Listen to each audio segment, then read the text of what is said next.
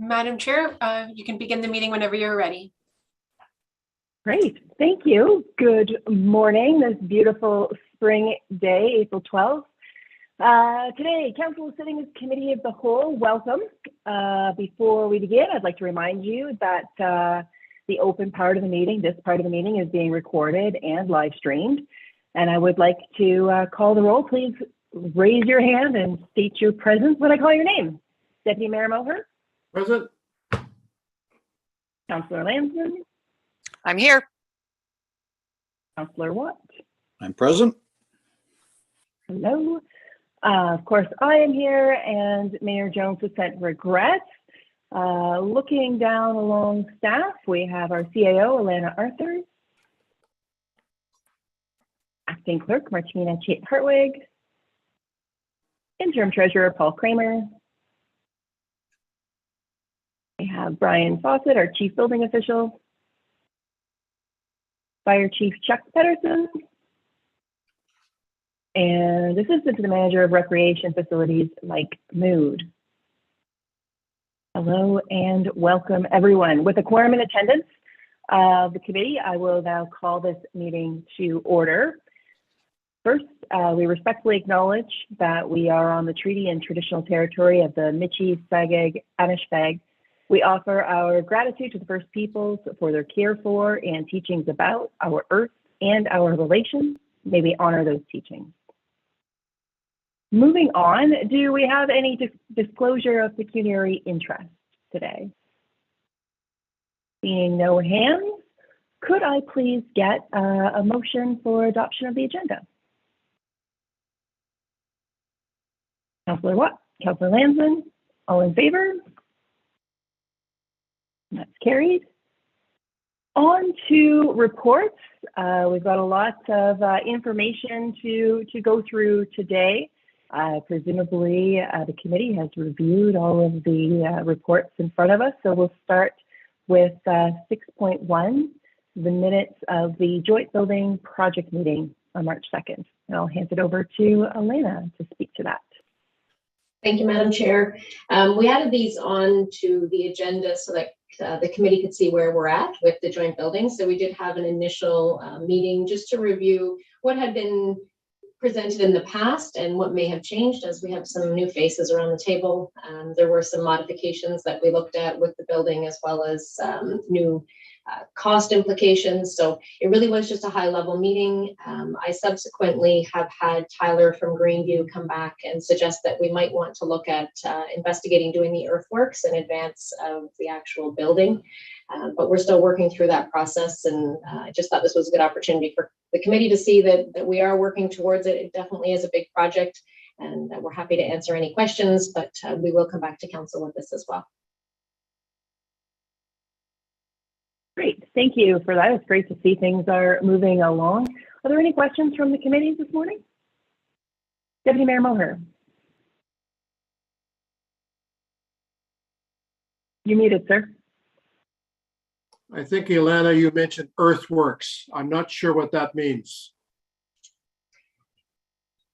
Through you, Madam Chair, to Deputy Mayor Moher. So essentially, it's really just getting the grounds ready prior to building. So they are working at looking at some revised design, and there is quite a bit of work to be done just on that end. Again, some of the changes that we've looked at, that things that the existing staff either wanted modified or didn't feel were necessary. There were some aspects to the building that were originally designed that may or may not be required. So they're looking at all of that right now, which is definitely takes some time. The actual earthworks and the preparation of the property to be able to build will also take some time. So Tyler's email just this week to me was just, we might want to consider tendering that portion while they continue to work through the design, and we come back to council with that design for approval so that we're ready to move forward and it doesn't delay the project. Go ahead, Deputy Mayor. Yes, just to further, having reviewed the minutes, I don't see any reference to any discussion about housing the works trucks outside under a lean-to or a carport or a truck port. And I just wondered, is there resistance to even considering that, or what's what's the position of the direction there? Through you, Madam Chair, to the Deputy Mayor, we certainly have had discussion, lots of discussion about the feasibility of doing that.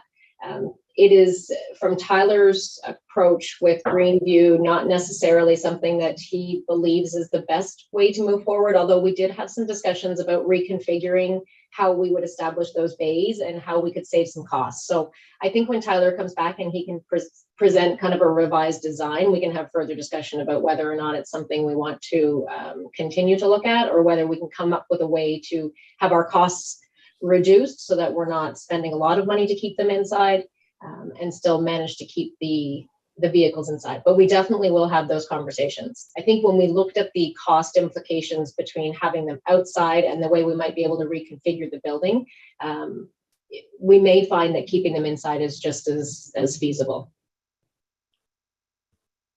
Just further to that, Madam Chair, if that's okay, I guess I would encourage if Tyler is a little bit closed-minded to it, perhaps it's worth a visit to the Peterborough City of what they've done there under Brian Jobbit's. He's a director of public works. He's a resident of Douro-Dummer, and he's also a former fire captain at the Donwood Fire Hall.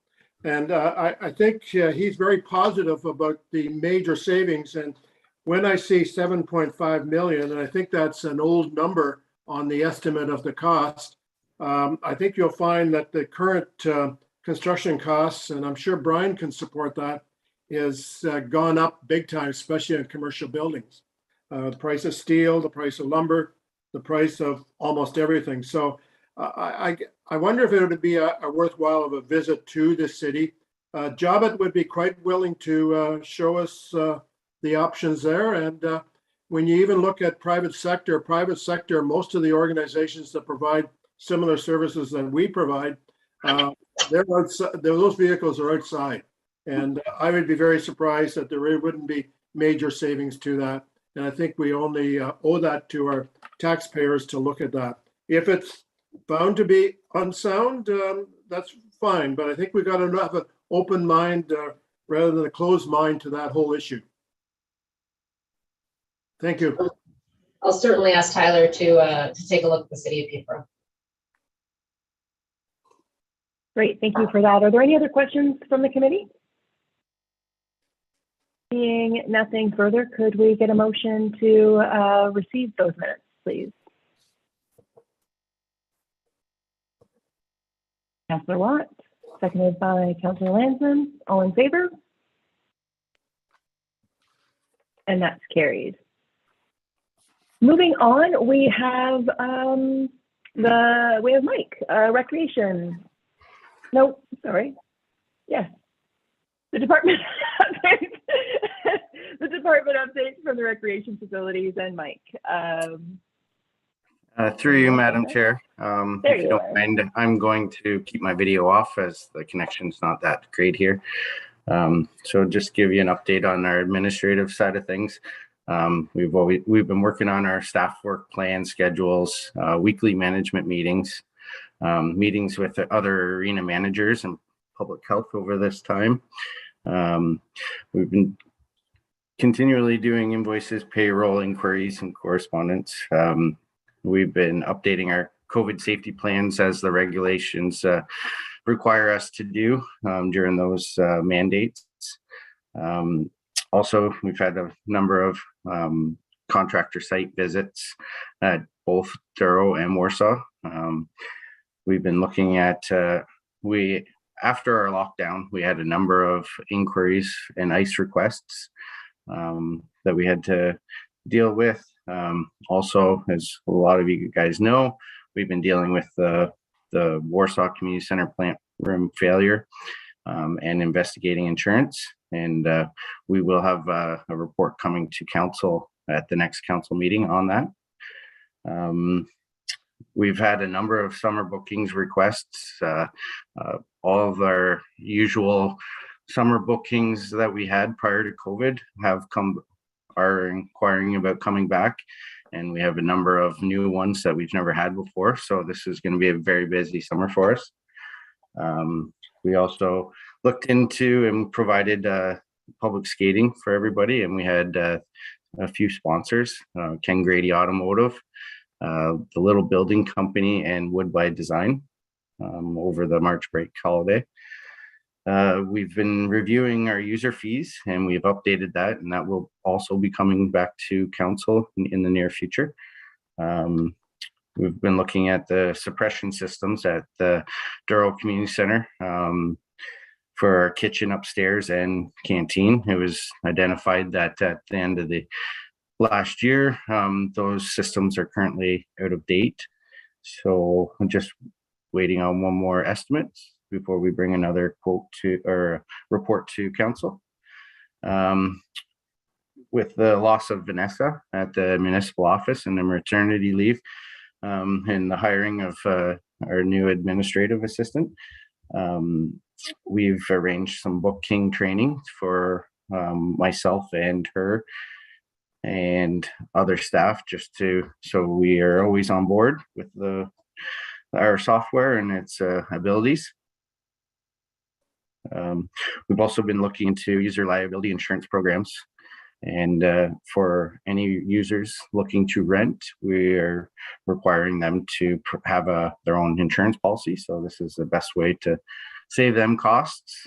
And also we've coordinated the work required as per ESA at the South Park to remove our trees off our secondary power lines. Operational wise, we've always had our regular cleaning, sanitizing of the truck, equipment, and facilities, general equipment maintenance. We had a number of snow events that we had to clear all exits at our facilities. Lots of cleanup and setup from our hall rentals once we opened back up. We repaired the floor at Warsaw. Part of the surface had broke away. It was just a small minor repair, and we needed to get that done before lacrosse was Peterborough minor lacrosse was starting up at Warsaw. A number of items were fixed at the Douro Community Center, including our pressure tanks for our water system. The Olympia was repaired as we had a couple items break on that. Also, we had to unthaw the Warsaw Community Septic System because it wasn't being operated from December 29th till before our lacrosse started at the end of March. Some of our piping underground, the frost had got down to it and froze that, so we were able to unthaw that before our lacrosse started. Some of the capital projects that we've had on the go, the exterior and interior doors have been completed. Our parks tractor RFQ has been drafted and sent out. We're still looking at our options for our flooring in the harvest room at the Douro Community Center, as well as some tables and chairs. And I guess some of the events that we've had is we had a number of ice rentals at the Douro Community Center, pesticide safety course. We had 5 birthday parties, a celebration of life, and then at Warsaw, the Peterborough minor lacrosse started up and they had 39 hours booked with us. So we've been very busy lately. So happy to answer any questions. Great, thank you for that, Mike. Any questions from the committee? Councilor Lanson. You're on mute.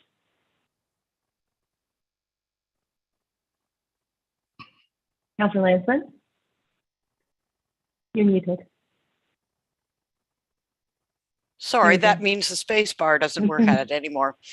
Through the chair Okay. to Mike, what's the status of the canteen downstairs? Is it open under the township, or is somebody contracting it as in past?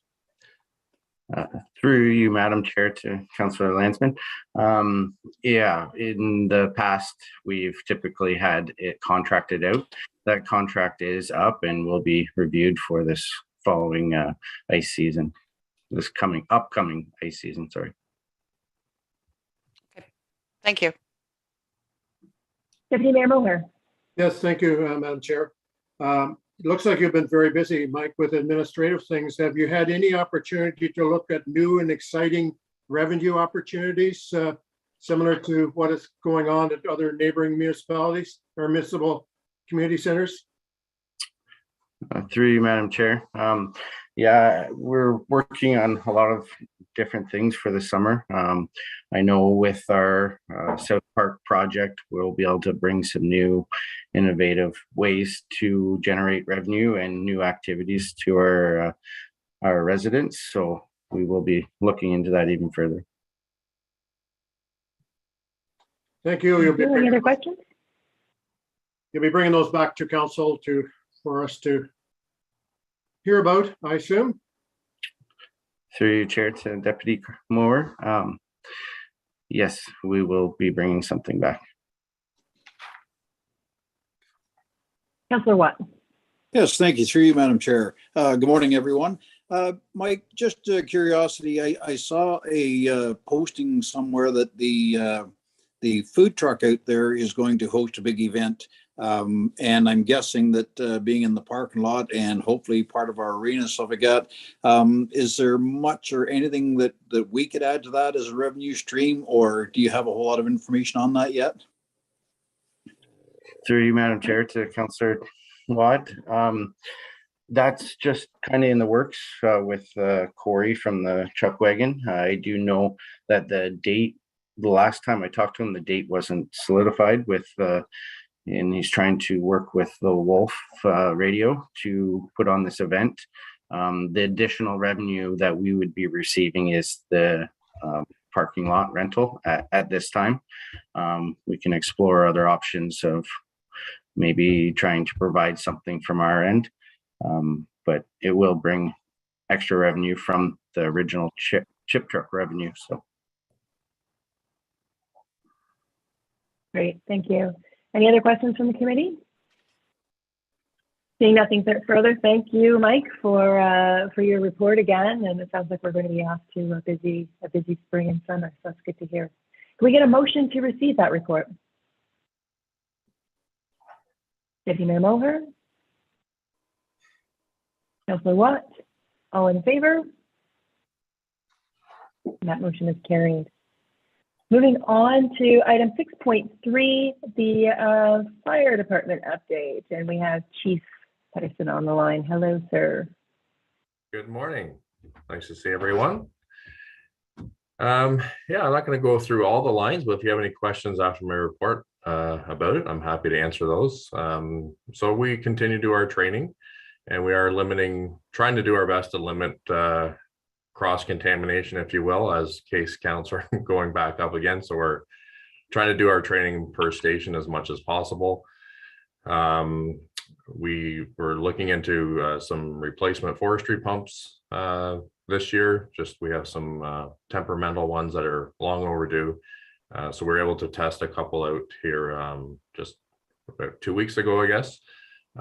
Very effective. Other municipalities in the county have been using them, and they're quite a cost savings compared to some other ones. So we're gonna go down that road. So that's good. We'll be able to get more bang for our buck, if you will.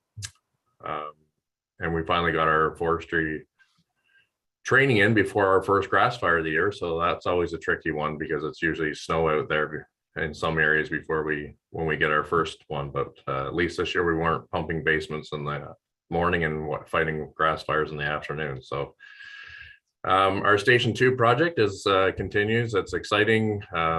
It continues there, and our crews are doing great work there. The renovations to the bunker gear room, the office, the washroom, and the lunchroom all the structure there is complete. The inside finishings are done. There's some details and a couple little plumbing issues that we're working through, but it's mostly complete. The interior steel is the next steps to go up. That'll make a big difference on the inside.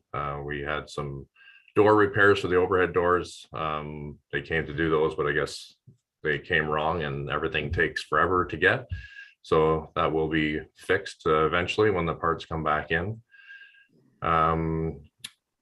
I threw my name in the hat a while ago for our Ontario Association of Fire Chiefs. There's different committees on there. So there's a suburban rural committee which would fit with Douro-Dummer. So I was able to attend my first meeting on April 1st. So that's going well. There's lots to hopefully contribute and take back. And so I would look forward to working with the OIFC on that.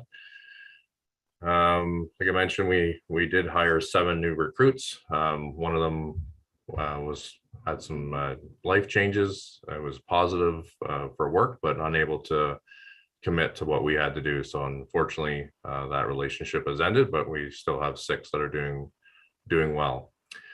Our mandatory firefighter certification, we talked a little bit about that. We sent our letters off and made our comments known. We did have a follow-up meeting near the end of March from the fire marshal, and they basically said they made some changes. There were some positive changes to it. I don't think quite enough. Then they told us that we wouldn't see it until after it was passed, and it was supposed to be signed April 5th. We have heard nothing since, so I'm not sure what happened. We did get a communique that the fire marshal is on a 2-month leave of absence. No idea if they're related or not, but anyway, we will patiently wait for that and see what happens moving forward. Our calls our first quarter calls, we're up a little bit on our medical percentage. Usually we're just around that 50%, maybe just a little bit under. We're at 58% of our calls are medical. And comparing to end of March of 2021 to 2022, last year we're at 74 calls for help, and this year we're at 88. So a little bit of an increase, but too early to tell if it's going to keep trending that way or not. But and we do have an RFQ that Brian's going to help me out with on the septic that we budgeted for Station 2 project to bring that up to compliance. So that you'll see that going out, and have a report going to council about our bunker gear. So because we had a little bit higher recruitment this year, and some of the gear that we have, they can customize it to a certain extent, but you can't make a 5'5" person fit in a 6'6" suit. So we're gonna have to. We budgeted for 3 suits, but we're short 3. So there's a report coming to council to make up that difference. I think we're short about $8,500, but you'll see that coming. And that's what that's about. So, and at this time, I'm happy to take any questions. Thank you for that, Chief, and congratulations to your OASC appointments. That'll be a good opportunity for some knowledge sharing for sure. Thank you. Any questions from the committee? Deputy Mayor Moher. Yes, thank you for the report, Chuck. And I did notice the 58% of calls increase for medical, and I'm wondering if that's going the same way that the county EMS are finding, that the incidence of help from EMS or from the fire seems to be increasing because of COVID. A lot of people are not necessarily going to the doctor when they probably should be going to the doctor, and as a result of that, it becomes a situation that becomes emergent rather than maybe seeing the doctor earlier. But one question I had is, what is a barn event meeting? Did you have a party at the barn, or what was that all about? Well, we have a policy on what we allow barns to be used as. So this is an event that we're working with the building department. So they had an event, they were unaware of the rules. So we basically met with the building department. I know Martina was involved with the planning side of it. And so we just basically had that meeting out there to ensure that everyone's on the right page and it's positive and moving forward in a good way. And it'll be a positive for our community and ensure everyone's safety is taken into consideration. I think one thing that we probably quite often hear about the barn event after the fact rather than before the fact. How do we get ahead of that because people seem to be going ahead on their own and not even reaching out to fire or the building department? Yeah, it's definitely a challenge. I know we have information on our website, but if people aren't looking for it, it doesn't jump out at them. So something that we can I guess, continue to try to take into these seasons where it gets busier, and maybe with weddings coming up, that we can try to be a little bit more active with our social media. Thank you. Councillor Watt. Yes, thank you, through you, Madam Chair. Thanks, Chuck. Great report as always. Lots of information in there for us, which is exactly what we're looking for. I do have a couple of questions. One kind of pertains more to the Fire Association. And I know they do great work for us, and we thank them forever and ever for all the stuff they supply for us. Is with things opening up, are they looking at maybe a couple of events this year? Like the fishing was always a big fundraiser and stuff like that. Is that something that's possibly coming up this year? And I'll let you answer that one first, because I can't remember the other one now. Sure. Through the chair to Councillor Watt, thank you for the question. Yes, I believe they've had a meeting. I get my timeline mixed up a little bit, but within the last couple of weeks for the fishing tournament to prep for that. So as far as I'm aware, that is moving ahead. I know that they're looking at some other options, because I know they used to do the boot drive, but there's lights that have been installed where they used to do that.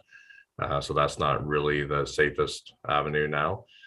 So they're looking at other options as far as fundraisers. There's a lot of attention with other organizations and groups doing ATV type of events. So I don't know the answers to those yet. I don't think they've made a decision, but I know there's conversations. But the fishing tournament planning committee has met, and I believe they're moving forward. Perfect. Thanks. I don't remember the other one, so it couldn't have been that important, but thank you very much for that. You'll take a pass then. Any further questions from the committee on Chief's report?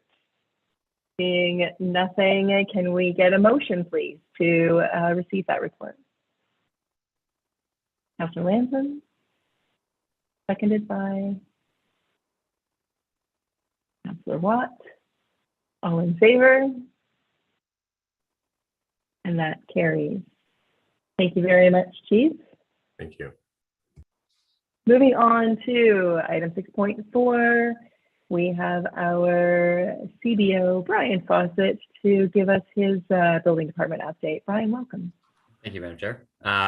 So this year, we're off to an exceptionally busy start. I think potentially, I don't want to call it too soon, but I think gone are the days of January and February being where you could watch the paint dry in the office. So it just seems that construction season never stopped last year, and we're just full tilt right into 2022. So we've this year we've pushed about 60 applications out so far, which is way above average. That's about 3 times higher than we would ever have seen in previous years. It's about the same as what we saw last year, and I thought last year was an anomaly. So we'll see if this is the new norm that everyone's been talking about.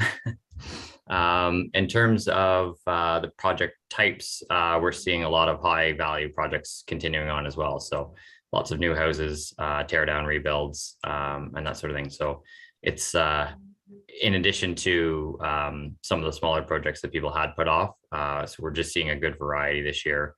We're also seeing some commercial applications coming through with, or non-residential, I should say, with Lakeville College expanding some of their facilities. We're looking at some projects there over the next few years as well. And then we do have a few other larger projects on the horizon with other entities as well. So it's going to be busy, and we're certainly doing our best to stay on top of everything. And it is challenging, and we've had some staff sicknesses over the last month or so. We seem to be moving in and out, so it's been a bit of a challenge picking up all of the permits and the inspections that we do. So we've implemented cloud permit and at the start of the year, and that's going well. We're still tweaking a few things on our end to make it a little bit more efficient, but it's certainly well received from the public. It definitely helps our end that we don't receive applications that are at least totally incomplete. They're still coming in. They could use a little bit more polishing before we get them, because we are having to put them back. A lot of times missing information is always the number one challenge for permit applications, that they just don't have the required information that we need to properly review them. And that's just administrative issues. It's not necessarily code compliance. It's just they don't have the drawings or they don't have the necessary paperwork in order and that sort of thing. So we are continuing to work through that. And on that, with that note, we do have our building administrative position has filled. We have Leisha Newton in the office, and she has been wonderful to help coordinate with that and assist all of our contractors and customers with fielding their inquiries and getting information and assisting with that. And we're looking forward to that continuing on. That's certainly going to be a huge advantage this year, having that dedicated administrative support. We have worked on animal control services agreement with Peterborough Humane Society. As you're aware, that we did have our contract terminated and then reinstated on an ad hoc basis, and now we're in negotiations to review that agreement. We expect hopefully that process should be finalized in the near future, and we'll be coming to council for the copy of that, to see the copy of that agreement. Staff have been working with the Humane Society back and forth on administrative edits. Generally, the scope is the same as what we're currently doing. So there's not a whole lot of big changes. It's really just a bit more formalized on the paperwork side, and we would see the costs to remain similar to what we were paying before. I've been working on our draft policy for customer service standards, and that's going well. We should have that nearing up in sometime in the spring, so that'll be good. We'll get that to council as well for comment. And the septic reinspection program, looking ahead towards this year's. I wanted to just recap a little bit on the program and where we've been. So as we remember, we started this program before COVID. We in terms of the framework of establishing the program was done in 2020 or 2019. Then when we came into COVID, we tried to obviously remain quite flexible, being very understanding of the unique circumstances that everyone has, and COVID being a challenge. And so when we went through the program in 2020, we were understanding of people's financial restrictions and a lot of people having been laid off work and those types of issues. So when we invoiced out at the end of 2020, we had sent one invoice, and a few of them were paid, but considerably less than we would have expected. If it had been a normal year, we would have invoiced and followed through more regularly. Following through into 2021, obviously the decision to not lift the lids based on advice from health and safety reasons, and moving forward with that, we did generate a lot of ratepayer frustrations in terms of just the comments and the administrative burden that we had dealing with inquiries from folks that were upset that the program was going on. And I would say that it's always been the circumstance. It's just been the vocal minority that we've been hearing comments from. And we get, if we inspect 360 properties in a year, we may have a half a dozen people that are quite vocal that they're upset with the program. Meanwhile, I'll have 3 dozen people tell me how awesome the program is and how good it is, but those are the people that aren't making their opinion known publicly. So I was just trying to keep that in perspective a little bit, but we certainly did receive some frustration in terms of the fees. And I know that we've been back and forth with council quite a few times in terms of how to handle the fee discussions and where the cost is appropriate and that sort of thing. And so then moving on to this year, just in order to maintain our flexibility, I'd like to see what the committee of the whole's opinion is on handling a report to coming to council or a staff recommendation on a advice change to our policy.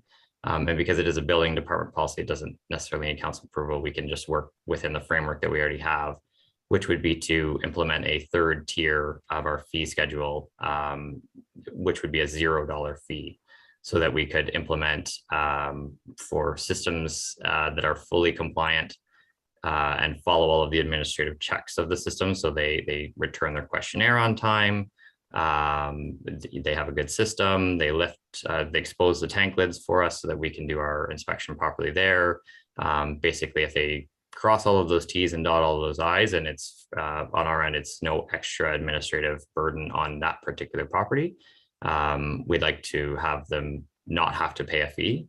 And then the benefit of doing that is that then our existing fee schedule, we would be permitting anyone who doesn't follow all of those checks necessarily, we would have that $150 fee. And then if we require multiple inspections, we would be looking at the $300 fee that was previously implemented. And so by doing that, I think we would be able to go back over the last 2 years of invoicing that we haven't completed for the previous year. That would basically remove all of those, the burden of having to go back and invoice on those older inspections. And then also looking at 2020, the folks that had paid, which there's a very limited number of those, we would be just looking to refund those fees back, and it is quite nominal, the amount of that.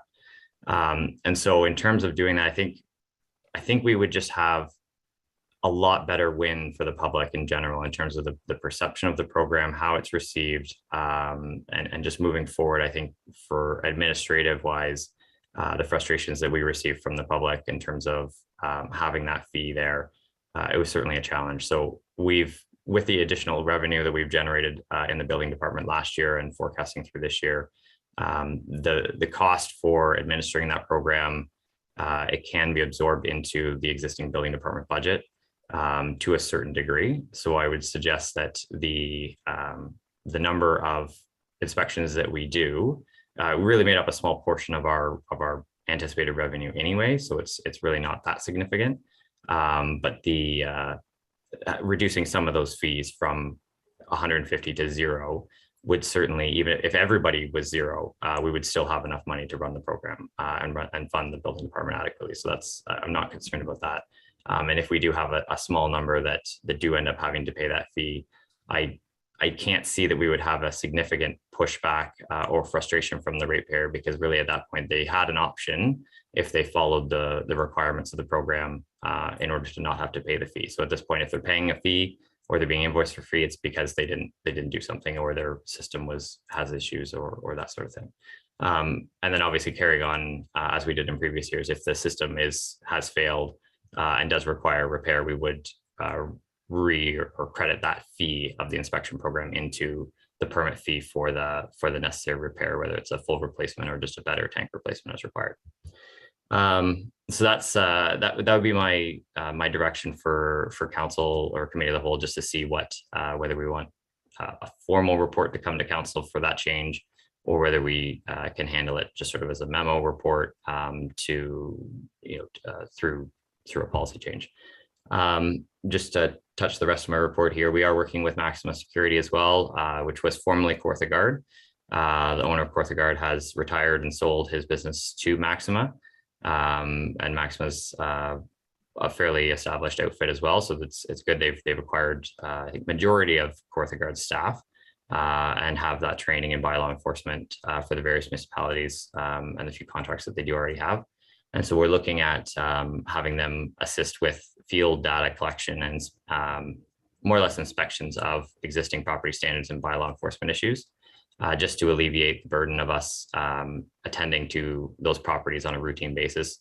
They'll be able to do a lot of the collection of information and just meeting the ratepayers, taking pictures, discussing those types of informations. All of the formal bylaw enforcement process will still be done by township staff, including the writing of letters and the writing of orders and placing of orders and things like that. This will really just help with them responding to our requests for going out for that first visit of taking pictures and meeting with the property owner, and hopefully dealing with a lot of the nitty gritty on those site visits, which can sometimes be very time consuming.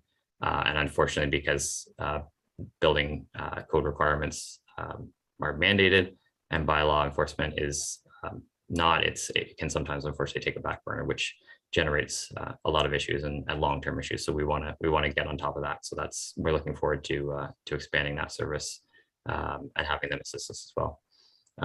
Otherwise, just working through facilities management, helping to organize a few things. We do have our tender for the basement renovation contract. The tender closed yesterday, and so a report going to council for next week to recommend the awarding of that tender agreement.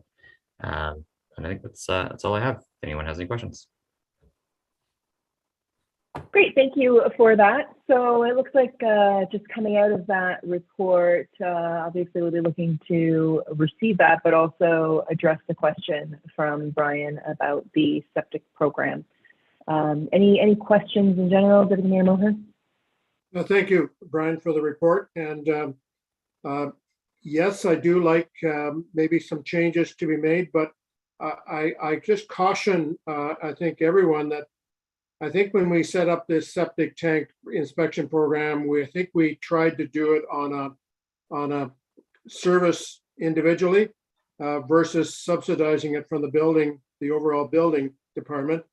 The overall building permits in recent years have been very, very positive.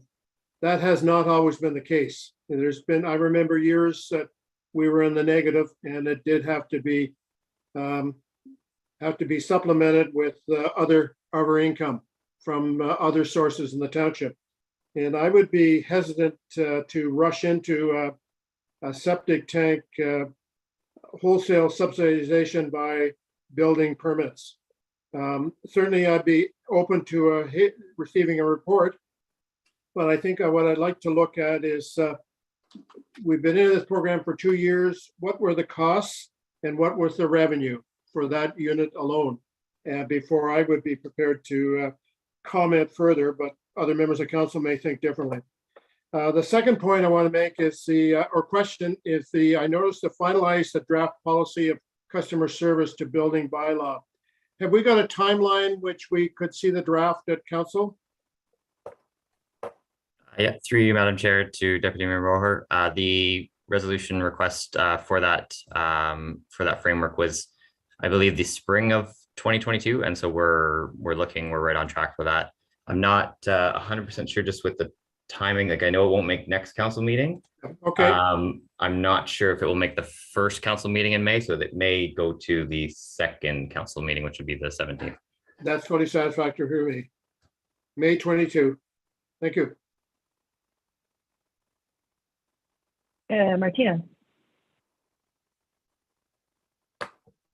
Through you, Madam Chair, just to clear that up, on our capital reports and project status document, we do have it for the second meeting in May. So Okay, thank you. just to provide that clarity. Thank you. Councilor Landsman, did I see your hand up? Yes, you did. Through the chair to Brian.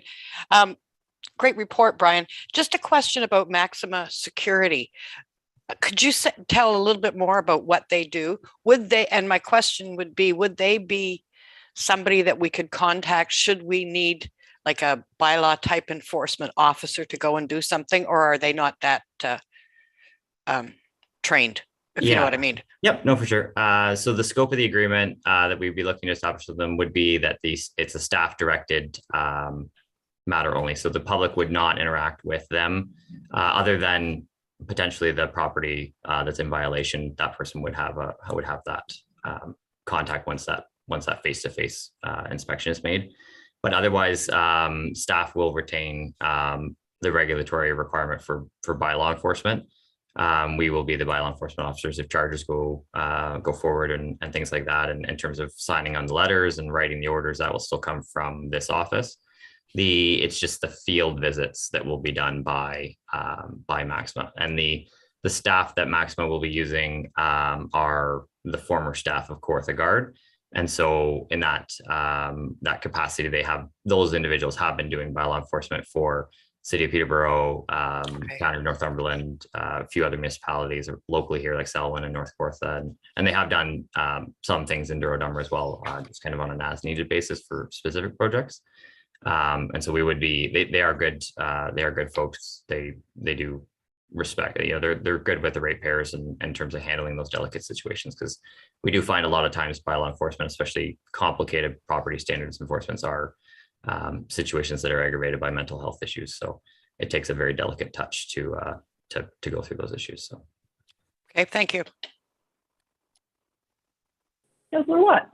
Yes, thank you, Madam Chair. Through you, Brian, a couple of questions. One is about the dog catcher. What is the is our contract on that, or do we look after that? I know there's been one, and you probably had a phone call, or possibly in the last day or so, about a stray that's been running up here near my place over on the farm next to me and stuff. That's actually facing people down somewhat. It's starting to look pretty scruffy. So I wasn't sure whether they phoned the township or whether they phoned if there is a dog catcher. I know we used to have a specific dog catcher at one time. So that's my first question. Yes, we don't actually have a dog catcher specifically person like employed with the municipality or anything like that. We have a contracted service through our responsible dog ownership bylaw. That bylaw allows for the implementation of animal control officers, which are in addition to bylaw enforcement and in addition to OPP, to allow for the Humane Society, the Peterborough Humane Society, under that agreement to have an agreement with the Peterborough Humane Society to first operate a pound, and second do small animal at large control. So they're able to respond to dogs at large calls. They do generally receive those requests directly. They don't come through this office. We wouldn't be going out to pick up those animals. We just deal with the follow-up afterwards in terms of if there's appropriate charges, and then also the implementation of licensing through dog licensing and things. So if you do have if there is a stray dog that's running around, Peterborough Humane Society would be the call, and send out that you can request that they have an animal control officer attend. And if it's after hours, it would be either Humane Society. They do, when you call them, they do have an after hours line.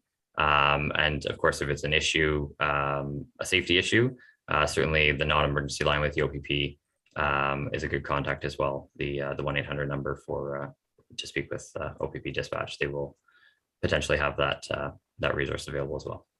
All right, thank you. So my second one was, and Carl already alluded to it, Deputy Mayor Moher, the fees and stuff like that. And he is correct. I mean, we've had some great years stuff like that, but there is other years that it's been down, and this program was kind of designed to be, neutral revenue, kind of like that, or neutral cost, whatever. I wouldn't be hesitant to agree on, even knocking it down to $50 kind of thing like that, just to give us an extra little bit of a cushion. $50 isn't crazy. And, cushion us for those years where we didn't have it, stuff like that. And yeah, we're going to have to go back and refund some people from the last 2 years and that, but I still think we should have a little bit of a cost on there just to cover those light years that we don't do cost recovery. But that's just my thoughts. But thank you. Okay, any other questions from the committee? I don't see any hands up. So does somebody want to try a motion then here for what we're looking for on the septic, and bundle in the motion to receive here, or do we want to do two separate motions? Who wants to make a motion? Let's put it that way. Brian wants to make a motion. I will make the motion, Madam Chair, but just so that it aligns with what I think I've heard what Committee of the Whole would like. Just to give a suggestion would be that I can return to council with a report for costs of administering the program over the 10-year cycle. So we'll do the whole 10-year, what those costs would be, what the revenue would look like in terms of $0, $50, and $150. You can just say in terms of different fee collection mechanisms. And then just on the cost recovery portion of it, I think when the program was first initially implemented, it was looked at either do we charge it through the building department as a cost recovery mechanism. As in the tenure that I've had here, the building department has always operated on full cost recovery, and I continue to hope that that's going to be the circumstance. Otherwise, the program was intended to either run through cost recovery or as a direct bill to the tax on the tax bill. And so I think we would want to maintain that it always runs through the building department, and just whether or not that fee does offset some of the cost, or and how that looks. And I can pull those numbers together fairly well in a report. Thank you. Councilor Lanson. In light of what Brian has said, I would make a motion to receive Brian's report as presented. Is there somebody who will second that? Deputy Mayor Moher? There's a motion on the floor. All in favor? And that is carried. And that's that. So Moving on. Thank you, Brian. We have Jake Condon, our Manager of Public Works, to give his update. Hello, Jake. Thank you, through you, Madam Chair. On the administrative side of things, just participating in manager meetings and various site meetings, as well preparing some RFQs and RFPs. The supply and delivery of culvert pipes RFP has been distributed, and I believe it closed on Monday. So council will see a report in the near future regarding that. As well, the hired equipment registry has been distributed, or a request for the hired equipment, excuse me, registry has been distributed. On the operational side of things, I won't touch on each line here. I'll just go through some of the higher level things. Staff have completed, hopefully, the winter maintenance activities for this season. We've completed 13 events in February and 6 events in March, with a total of 49 events for the season. As well, staff have, with the spring coming, we've steamed quite a number of frozen culverts this year. It's been more a typical spring with the heavy snowfall. As well, we've repaired some minor washouts. Our staff internally are completing brushing with our brushing excavator on the Douro first line, north and south off County Road 6, as well as the second line of Douro south of County Road 6. And then we will be moving over to Birchview Road. We have received our new grader in February. As well, we received the new 3-point hitch roadside mower and the pickup truck in March. The truck and the grader were last year purchases, but just with COVID and the delays, it took us this long to receive them. We've been spot grading and grading at several locations, trying to get around most and all roads if we can here when weather permits. As I mentioned, we have repaired some frost heaves and frost issues at various sites due to the spring. Our brushing contractors completed brushing on the Douro-Dummer end here on the south end, the 3rd, the 7th, and the 8th, Mill Line, Cooper Road, and English Line. As well, after this report was written, I had it that he was underway, but he's completed as well the 5th line, 6th line, and the 8th line of North Dummer off of County Road 6. And then they have started on Birchview from the McCracken's end, and our machine will be starting at the Highway 28 end and coming in to brush Birchview. We have started sweeping with our internal resources with our tractor the last 2.5 weeks. The sweeping contractor started Monday in the Donwood area, and we'll be working out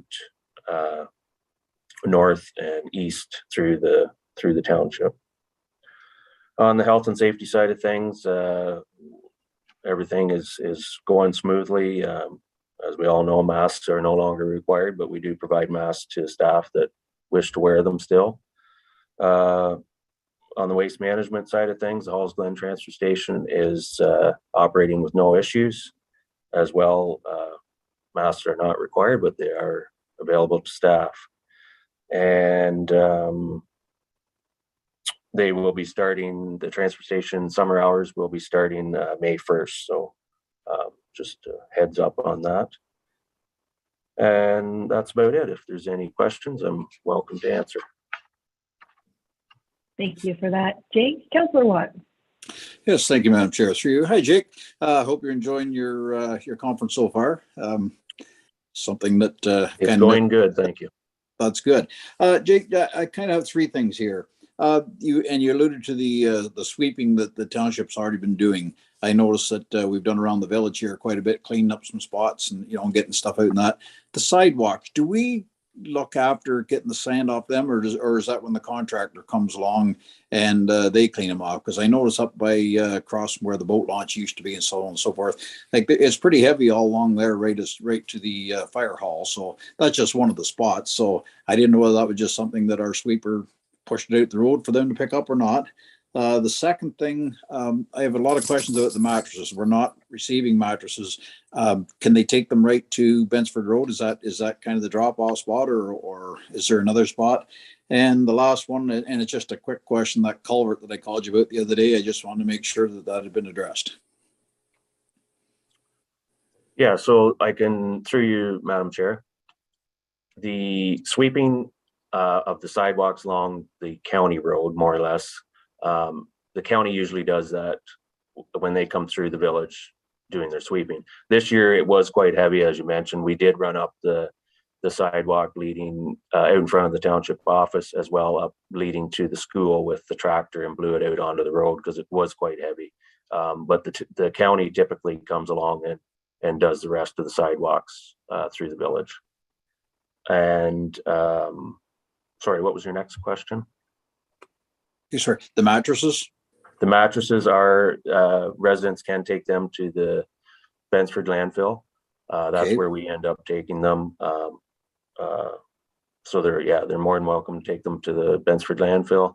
And the culvert issue, yes, we have taken care of that, or we will be once we get back. There's a little more to it. We're going to have to replace that culvert. Obviously, it's broke through, rotted out, but we have taken care of it for the immediate time. Excellent. Thank you very much. Appreciate it. Deputy Mayor Moher, did you have your hand up? Yes, I did. Thank you very much for your report. I just wanted to thank you and your staff for the brushing program. You've got a lot done over the winter, and road after road looks so much better. So thanks very much. Also, the new grader. I wonder, and I'll maybe whether I ask you or Alana this, that is a good news story. I understand there's all kinds of new features this grader will do. Is there some opportunity at some point or another to maybe have council come and look at it and learn about some of the features on it? And maybe my next thing could be combined with it. I think we've had an extraordinary winter with the roads people trying to keep our roads safe and open and so on. And with it seemed to be an extra long winter anyway, and a lot of incidents occurred. Would it be appropriate to maybe look at maybe lunch with the workers someday? It's outside in the garage. We can stay well away from each other. If that might be an opportunity to demonstrate our support in behalf of the residents, because certainly people are happy, and people are happy with the brushing, even though there's the odd one that's not happy. It does open up the roads big time. So I just throw those out there for comment and consideration. Thank you for that. Any other questions from the committee? Yes, before you depart, I have one question. I'm hearing quite often from residents in Donwood about the resurfacing that took place in the fall. I know that when that resurfacing goes down, it makes those roads appear to be gravel roads after they've been, so tightly compacted over the years.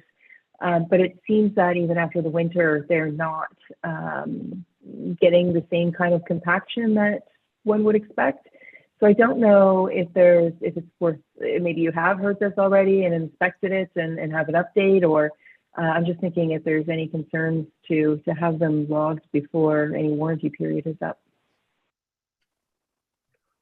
Thank you. Through you, Madam Chair. I have received some of them phone calls myself. The biggest complaint I'm hearing is the loose stone. So there is the process involves laying a tar type membrane down that the stone adheres to. So they have to put enough stone on the road to make sure that there's no bare spots when it does adhere to it. So there's always excess stone after it's completed. Last fall we did, and then again, when it's a low, I'm not saying it's a low volume area, but it's a low speed area. So with no speed to blow that with the traffic, the tires put it out to the edge of the road. So it just lays in the center of the road, and typically just the tire tracks or what are wore off. So we did go in last fall again with the sweepers and cleaned it up again on the edges to hopefully mitigate some of this stone being, after the snow maintenance, put on the ditches and the lawns of some of the residents. Now there's always going to be some of that, and that's some of the complaints that I heard this spring, is that the stone is on their lawn, but I haven't heard any, and as well that it's not the same road surface they had before, but it is, we that's what we use as surface treatment. We have very little pavement through the township, so it takes on the look of pavement, and over time it will resemble the same thing that they had. But that was the main complaint I had, was some of the stone in the ditches and on their lawns. But I did take a drive through, and I didn't see any issues with the product itself. Okay, thank you. I appreciate that. Could we get a motion, please, to receive Jake's report? Tom? Seconded by Sheila. All in favor? Like everybody's hands up. There we go. Thank you. And thank you, Jake. Next up, we have item 6.6 on the agenda. We have Paul joining us for the Finance Department update. Hello, Paul. Good morning, Madam Chair. Thank you for the opportunity to present my report. So currently, the first item on my report is the audit, and this week is the final audit for 2020. I know it's obviously a little bit later than what is ideal, but we are starting to catch up. It's starting to feel like we're getting all caught up in this department. But it's still a few busy months ahead to get there. So we're in the thick of it as we speak. The auditors were on site yesterday for the first day. They're able to take some stuff with them and keep working offsite today, and they will be back here on Wednesday and Thursday. So I would anticipate a few more weeks just on their end, and probably a few little things back and forth to wrap up. And then we should have some draft statements which can be presented to council. Both 2020 and 2021 interim audits were completed in November. So that will allow 2021 to, I anticipate that we'll be able to complete that audit and start it early summer, which will get the statements to council for September.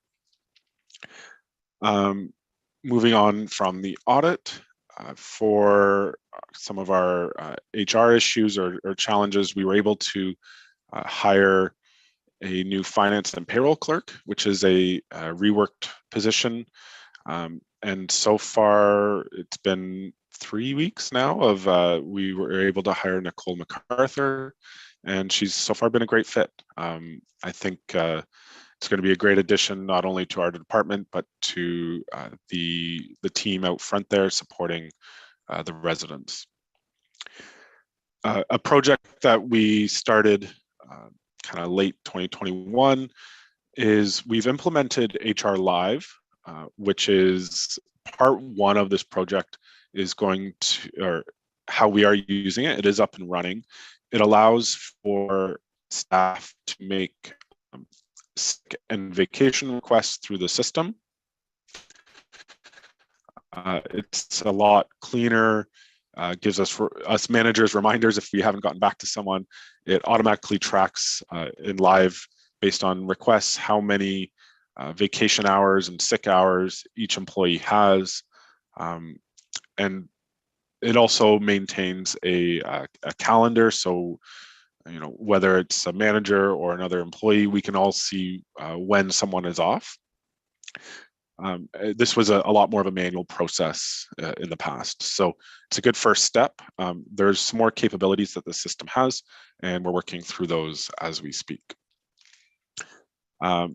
as you know, year end comes, especially for the province and the feds, a lot more of the grant reporting comes due. So we did have a recent grant submission that we had to complete for reporting progress for the ICIP COVID fund, which is funding the fire hall reconfiguration project.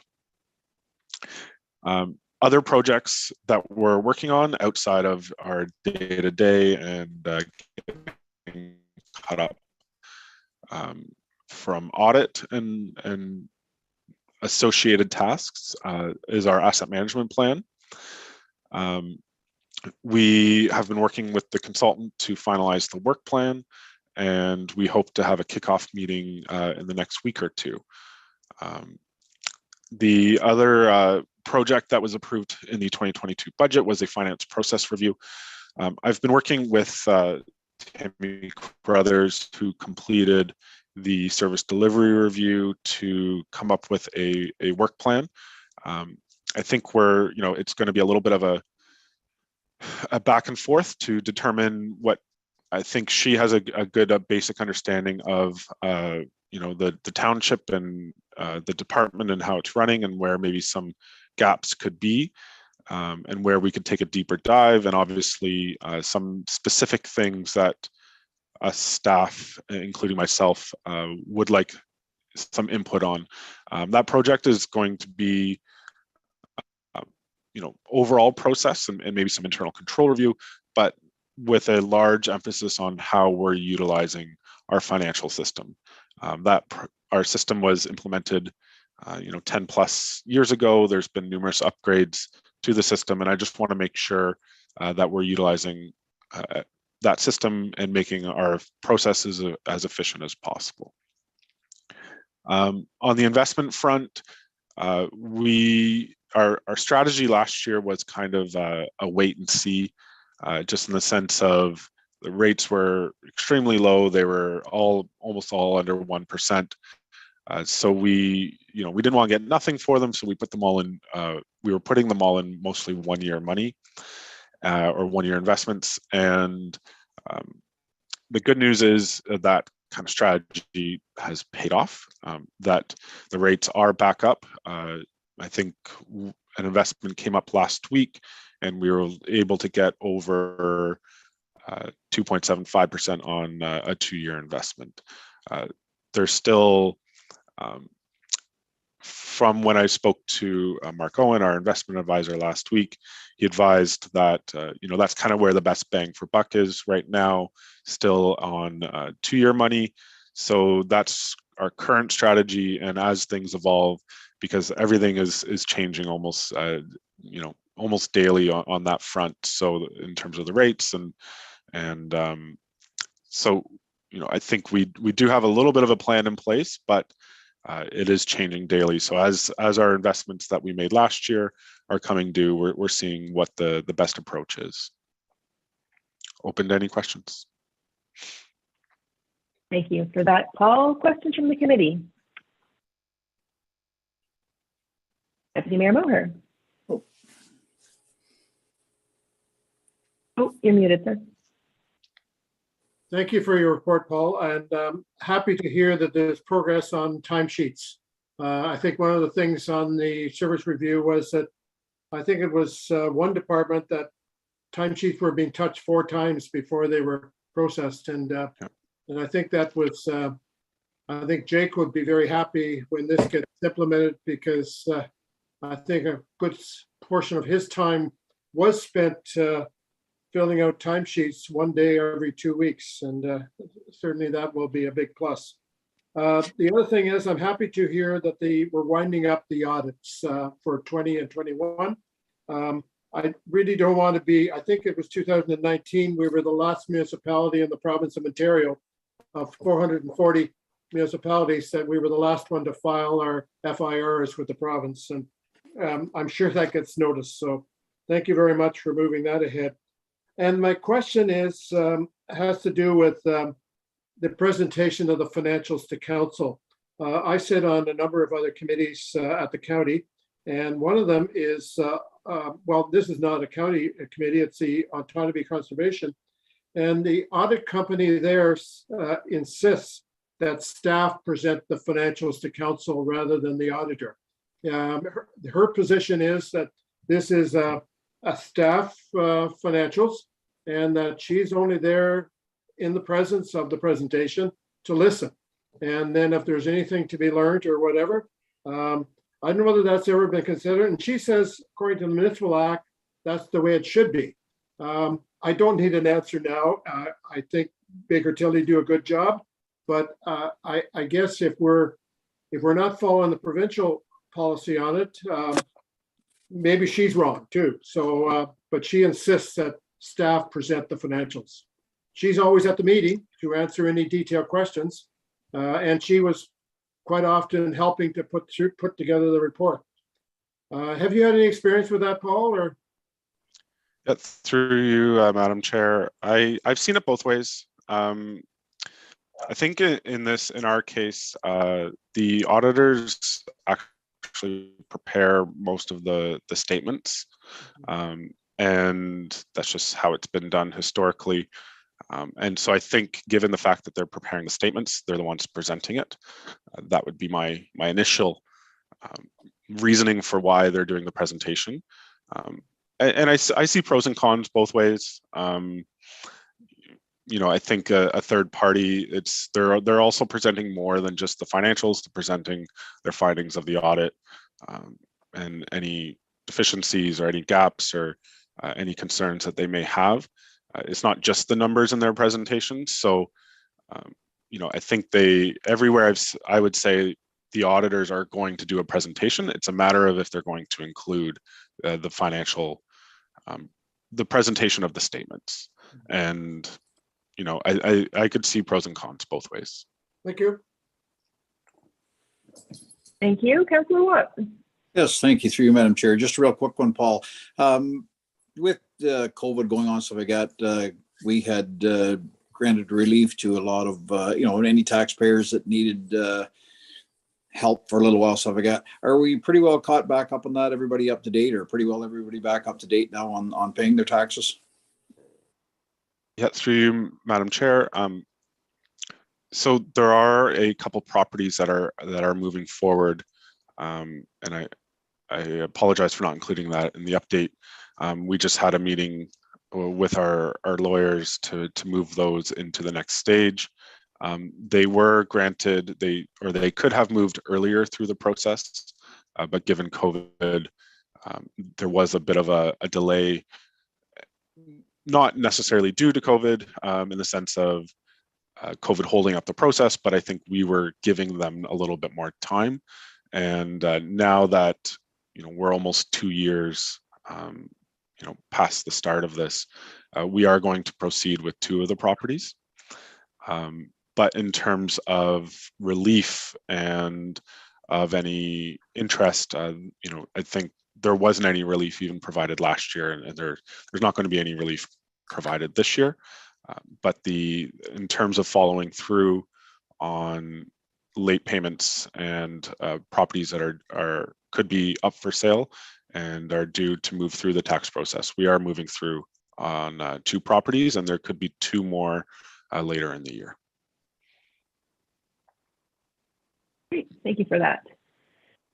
Seeing no other hands up for questions, perhaps I could get a hand up for a motion to receive our interim treasurer's report. Councillor Landsman, and will someone second that? Deputy Mayor Moher, all in favor? And that has carried. Thank you, and thank you, Paul, for your report today. Item 6.7 on the agenda, we are looking at the clerk and planning report delivered by Martina. Hello, Martina. I'd say welcome, but you've been here all this time. Welcome. Thank you, Madam Chair. So I won't go line by line through the report, but I just hit some highlights for you. And then if there's questions from the committee, I'm happy to answer them. So as usual, we are responding to a large number of inquiries. I think this may just be the new normal, and we'll just have to continue to adapt to the volume of inquiries and questions from our various stakeholders.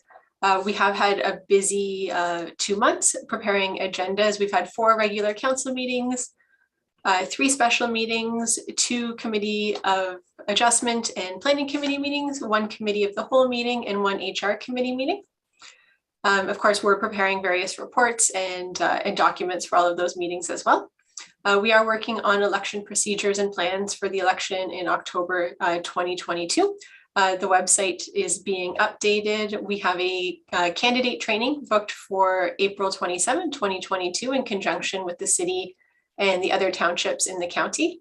That's going to be a hybrid training. There's going to be an option for an in-person event at Market Hall that people can register for. Of course, it'll be free, or they can register to participate in the virtual session as well. They're going to happen at the exact same time, same information, but we wanted to give people an opportunity to choose the venue that they feel most comfortable with. And then we're also at the same time planning educational opportunities for the next council, making sure that we kind of learn from the lessons of our last orientation to provide this new council with the best training possible so they can hit the ground running. Anu has rejoined the clerk's office on February 1st, so she was off on mat leave, and Nicole had previously been covering her position while she was away, and of course everyone knows Nicole left at Christmas, so we did have a little bit of a struggle there for a month while we waited for Anu to come back, but she's here, and we're very happy to have her back and rejoin the complement. We have had 4 FOIs so far this year, which is more than we received in 2021 and 2020. So I am interested to see how the rest of the year moves forward, to see whether we're going to continue to have a high level of FOIs or whether it's specific topics that are generating these FOIs. So stay tuned. We may have some statistics to bring to council just for discussion purposes. But we did host a countywide MFIPA training, and that was very popular. It was sold out, and we offered it to our internal staff, council, and staff from the other townships in the county. And we got really good positive feedback. I think everyone learned something, and it was really nice to be able to provide that in a virtual setting at a reduced fee for everyone. So finding those efficiencies. For the planning department, we continue to book pre-consultation meetings. They are booking weeks ahead. As Brian mentioned, Leisha Newton has joined the building department, and she is helping the planning department as well as part of her duties. And she joined us on February 22nd, and it's been great to have her as well. We're continuing to work with applicants and partner agencies to reduce red tape in the processing of applications and keeping those things moving forward. Of course, as council knows, we participate in the TAC meetings for the county's official plan project. There was a series of open house meetings. There was 4, and I was able to attend 2 of the 4 meetings. And the county has been keeping me abreast of any questions that have arisen at the meetings that I wasn't able to attend. And none of them required me to do immediate feedback, but the county is keeping me in the loop of any questions they receive regarding our township in particular. We're also working through a peer review process for a few different applications: the Clancy subdivision, the Ontario Turtle Conservation Centre, the Patterson Clarington lot, the Riel Ironwords lot, and St. Joseph's Catholic School has submitted a project as well, which we're excited to review and learn more about and then bring to council when it's ready. We're also doing just an internal review of severance and zoning bylaw amendment files to make sure we're up to date on everything. Council may or may not know, but severance files do have a stale date. So if the applicant has received not a temporary decision, but a decision that has conditions attached to it that they have to fulfill, they only have a 1-year period to fulfill those conditions. So it's not quite the township's duty to remind those applicants, but when we have the opportunity to, we do try to let them know so that they don't run out of time or they don't get to us too late in the process, and then we can't process perhaps their zoning bylaw amendment or some other piece of correspondence they need taken care of. Just in general, continuing to sit on the AMCTO's Legislation and Policy Advisory Committee. I've also joined the Elections Ontario Municipal Working Group, which is working towards a hybrid voters list that will be for provincial elections and municipal elections, hopefully starting in 2026. It's very interesting to see the behind the scenes, how these things are actually put together. And I'm also sitting on an MPAC election group as well. That's focused on this election and then of course the transition to the new list in the future. We have received quite a few requests for information that we're working through, and that's been interesting because we have to search old manual records, but it's also given us a chance to review some retention and continue to clear out files, or even learn about files we didn't know we had custody of. So that's been good. And I have received one formal complaint that's being processed as per the township policy. And that's it for right now. Thank you, Martina. Any questions from the committee of Martina? Deputy Mayor Moher. Oh, you're muted. Get this by the time the pandemic is over. We'll be having in-person meetings and telling people that. Even if we're in person, I'll be looking for a mute button. Just talking about the process of the following applications, I just wanted to highlight this St. Joseph's School application. That's very positive. That major addition means there's a lot of young families in the community, and this is very positive for growth. So I just want to make sure that all those projects are working together or coming together smoothly, or are there major issues with any of them? I think they all have issues to work through, as any Planning Act application does. But we are working with the applicants on each one and providing them the direction they need to move forward. And in many cases, it is the applicant has gotten direction, and now we're waiting for them to come back with that new information, which could take them time because they need their agent or peer reviewer or a study partner to produce those documents for them. So, but they are all moving forward. But none of them appear to be falling off the rails. No, we would definitely catch them if they were falling off the rails. Thank you very much. Councillor Watt. Yes, thank you, Madam Chair. Through you, just a quick comment. The red tape. I mean, we pushed that one probably since I've been on council. We get worse and worse and worse. And I really am happy to hear that that you're working on it and trying to resolve some of the stuff, and and not just with our township, but with a lot of our parent companies and stuff like that, or parent associations that can cause us and our people a lot of grief. But I just appreciate that. Thank you. Just a comment, Madam Chair, to Councillor Watt. Thanks for the kind words. And just on the red tape reduction, one of the ways that we've really been able to speed things up for people is through our pre-consultation process.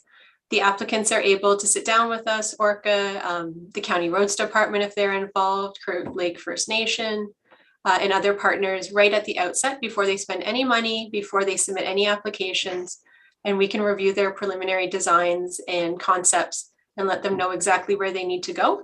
And we found that has really smoothed out the process because everyone knows from the outset what their roles and responsibilities are, and that really helps things move smoothly. And then just on the red tape reduction, on the AMCTO committee that I sit on, we're very much pushing a reporting burden, amelioration to the reporting burden. So that's the amount of reports that the townships and municipalities have to submit to the province, and where that data actually goes and how we can make it useful and where those efficiencies could be found. So we're not potentially submitting things in triplicate.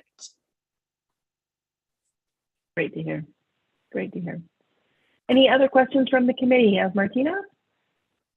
Then could I ask for a motion, please, to receive the report, item 6.7. Councillor Watt, seconded by Deputy Mayor Moher. All in favor?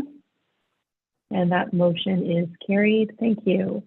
On to item 6.8, our CAO's report. Alana, on to you. Thank you, Madam Chair. Welcome. Thank you. As the committee can see, there's plenty going on. So I'm glad that you have the opportunity just to get a highlight on what's going on with each department. And it's even nice for myself just to make sure that, I'm on top of all of it as well. So I think it's been very beneficial. As you're all aware, we continue to navigate with our COVID pandemic, and as much as we're open, our facilities are open, staff is back to work.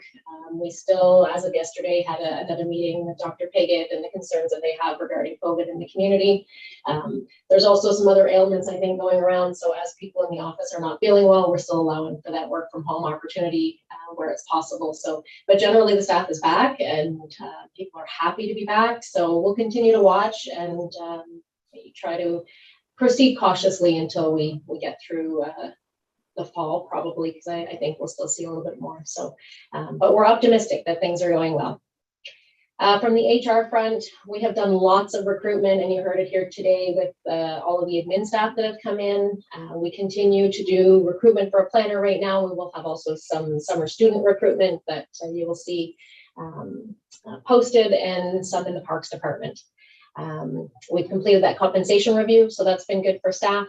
And we continue to work on the job duties. I think the admin staff that we have brought in have provided such great value in aligning them to the individual managers. So when I look at the amount of administrative work that some of our managers were doing that they're now able to download to their administrative support, I think it's enabling them to focus on some other things.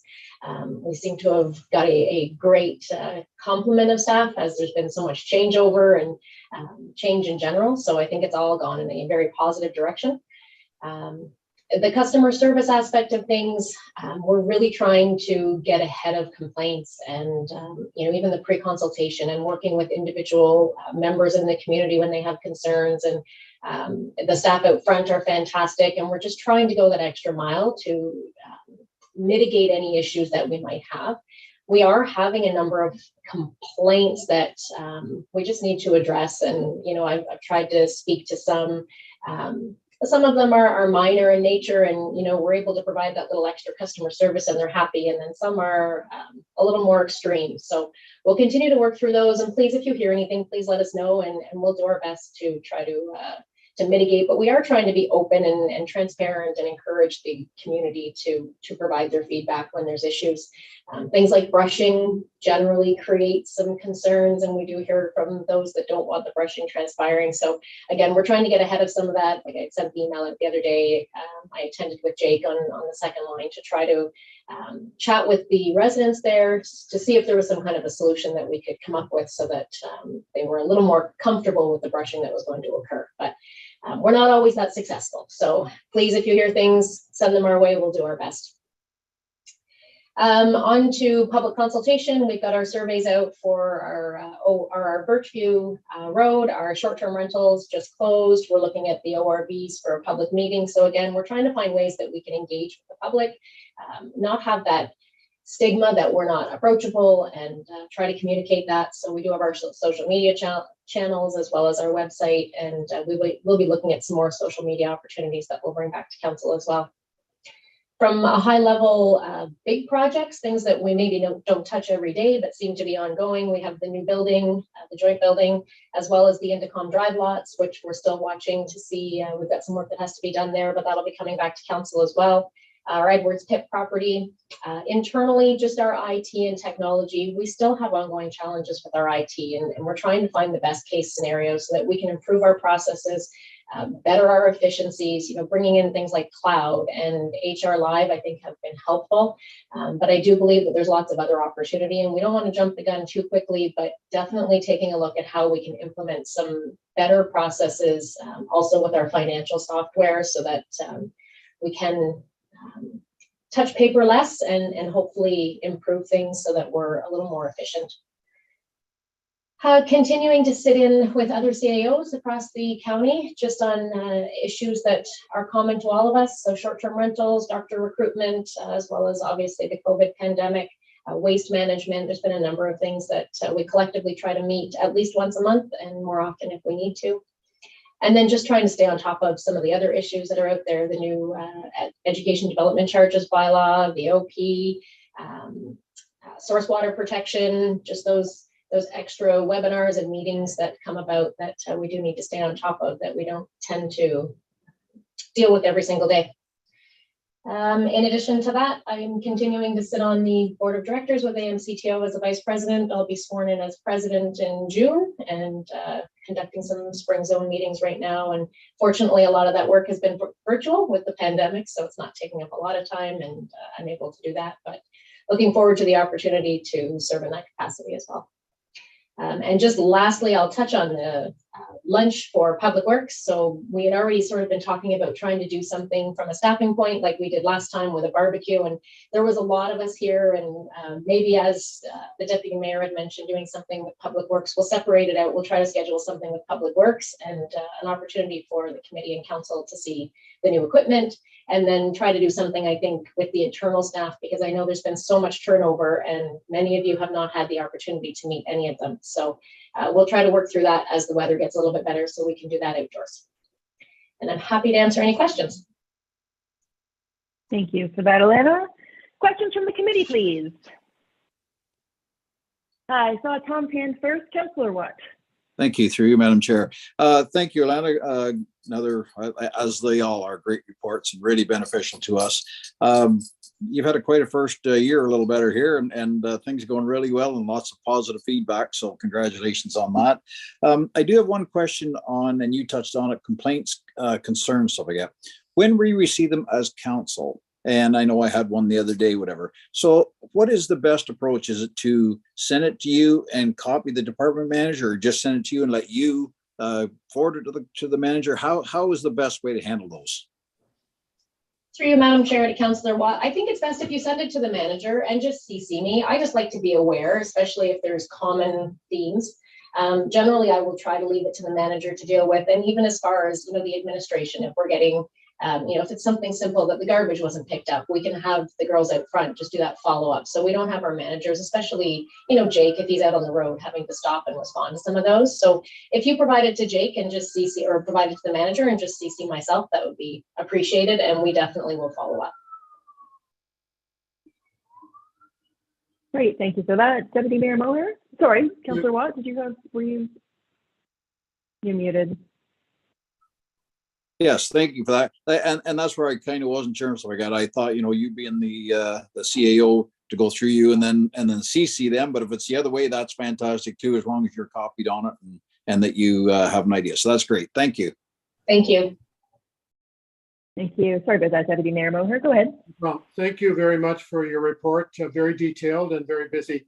I think one of the things that I think we're probably expecting, hopefully soon, and that is gravel resource planning for the township regarding the Edwards pit, or, you know, where's our gravel going to come from for 2022 and 2023.